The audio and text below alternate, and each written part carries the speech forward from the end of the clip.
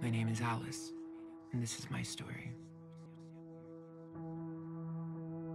The end of my story, of my story, of my story, of my story, of my story,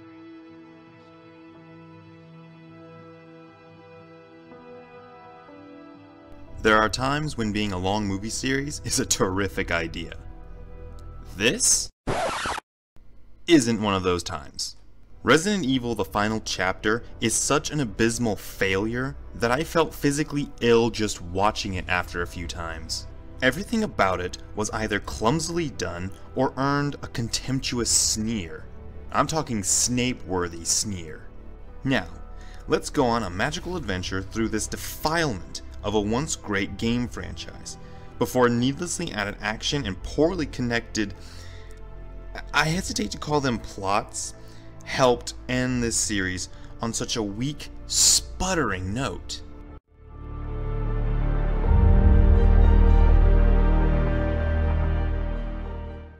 As per my method in reviewing tearing them a new one films, I will start with the setting.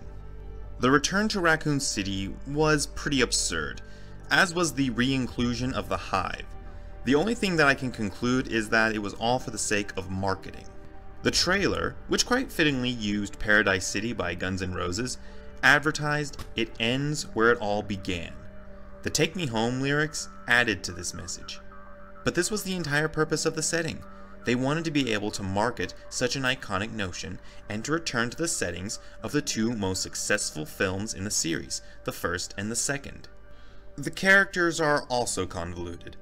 Bringing in the name James Marcus, this guy from the games, who was assassinated on Oswald Spencer's orders, and if you're a fan of Resident Evil you already know who that name is, and whose research was stolen by Birkin and Wesker. Again, names you already know if you're true fans of the series. This character was yet another attempt to cash in on game characters who were likely pretty popular when they debuted. Claire Redfield's only purpose in this film was to be the opening, the bridge that brought Alice into this group, though naturally she couldn't make the entire group trust Alice. The Red Queen, once again, has undergone a significant change in behavior. From logical and understandable to homicidally obsessed with biological extermination, now back to logical, but with a touch of being on mankind's side again. This back and forth is just unbelievable. Alicia Marcus was only introduced as a moral Umbrella executive, which is pretty rare, and as a means to exploit a plot gap, and a rather clumsy exploitation that I will explain in a little bit. Christian, Abigail, Cobalt, and Razor, as well as pretty much every other side character, were once again only meant to be numbers to be whittled down.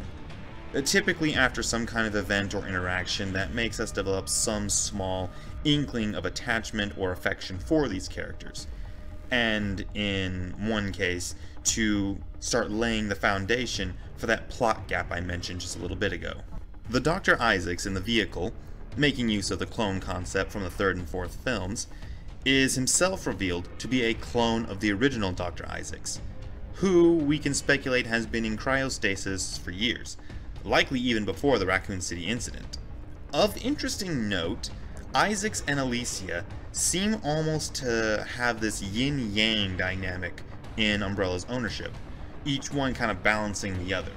Wesker, much like the Red Queen, has undergone a number of shifts in his character and personality, from some kind of Umbrella higher-up to an independent to being loyal to the first Isaacs the whole time. His death was satisfying in that it was almost straight out of RoboCop. Doc was a kind of boring character as well. His entire purpose was to add a bit of suspense, to put the "who is it" question on the matter of who's the traitor in their midst. His attempt at betrayal, foiled by Alice of course, was as uninteresting as his death. The whole notion of him and Claire being lovers who have found each other in this incredibly trying time, it could have worked, but it just didn't work here. The four important side characters Christian, Razor, Abigail, and Cobalt, they're each meant to fill a kind of boring character trope. You have Cobalt, who, pretty young girl, could have had so much going for her, but finds herself in a zombie apocalypse. Then you have Abigail, tomboyish mechanic girl. We grow to kind of like her, but she dies a horrific death as well. Razor, who is one of the early ones to trust Alice, is brutally killed as well by a rather shitty monster. And finally, Christian. Christian almost served as the really cool melee firearm fighter. He wasn't quite efficient, but he was kind of badass. Him growing to trust Alice was also a pretty interesting bit of character development, but would have been better if it had been done over a longer period of time. And finally, Alice herself. First off, the whole Alice gets her powers back at the end of Afterlife, but then it turns out that it was just a trick on Wesker's part.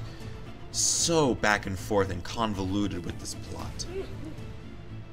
And then Alice almost getting caught by a rope trap and then actually getting caught by a booby-trapped motorcycle is just so lame. That's something that I could probably see Resident Evil 1 Alice doing, but not this Alice. She should know better. And finally, the worst part of it all. The whole Alice was a clone the whole time. Yeah, even the Alice from the first film. Bullshit. The notion of Alice being a clone of Alicia was nothing more than the cashing in on the lack of a backstory for Alice thus far. That plot gap I was mentioning earlier, this is it. Up till the final chapter, there was no indication of the story going in this direction. There was no indication that Alice was just a clone of Alicia the whole time. Final chapter was the first we ever get to have any clue of that. Up till that point, we're fully convinced that Alice was a regular human being, well, who died at the end of Resident Evil 2 and then was cloned, and then that clone kind of did her thing throughout the rest of the series. But that's what we had. There was no indication that, oh, Alicia was the original, and Alice was just a clone the whole time. That came out of nowhere, and it was a complete shit show. I will admit that its suddenness could have been earth-shattering if it had 1, been intended in the first place, and 2, been built up to properly. Instead, here's basically how we get it. Alice wakes up in the mansion with no memory of her past whatsoever. Alice bonds with the T-virus instead of being infected by it for some reason. Alice was a clone of Alicia the whole time. What the fuck? And in case you're wondering, my opinion on this is just so strong that profanity is really the only way I can properly convey this. It could have been epic if it had been done and handled right. Instead, it warranted a raised eyebrow at best.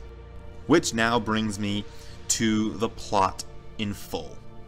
The entire plot kind of revolves around this new reason for the zombie apocalypse. The efforts of the Umbrella higher-ups to ride out the storm, and the use of the antivirus.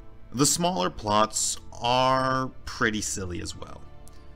The was, is, and could have been concept between the Red Queen, Alicia, and Alice is interesting, but like I said, it came out of nowhere and pretty much kind of ruined itself with its suddenness, but without the build-up.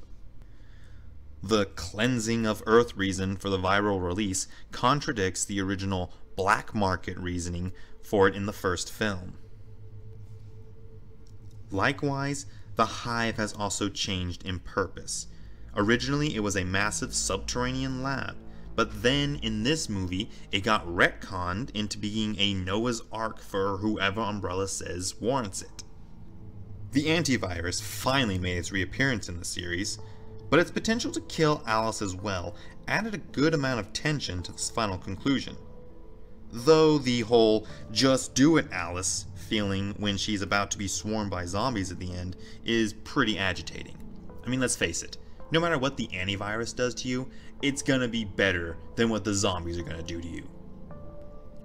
While the last few films of the series have been disappointing, the final one was a welcome end to all this. I honestly have likened the series to a 6-phase fireworks show, where it begins to rain at the end of the second phase, each subsequent phase being weaker and lamer than the last, until the 6th went off with a kind of sad sputter. The end of this series was like the end of a really bad muscle cramp, which is disappointing, since if they had kept more to the game storylines, they could have had a game-based rival for the Harry Potter films. The opportunity that was present here is frustrating to see. But there's nothing that you or I can really do. The movie is done, the series is over, and again, respects to George A. Romero. He was an icon in the zombie industry, and he will be missed and remembered. It has been a pleasure reviewing this film, more so than it was to actually watch the film itself. But this has been Alpha White Wolf, and keep howling, Wolfpack.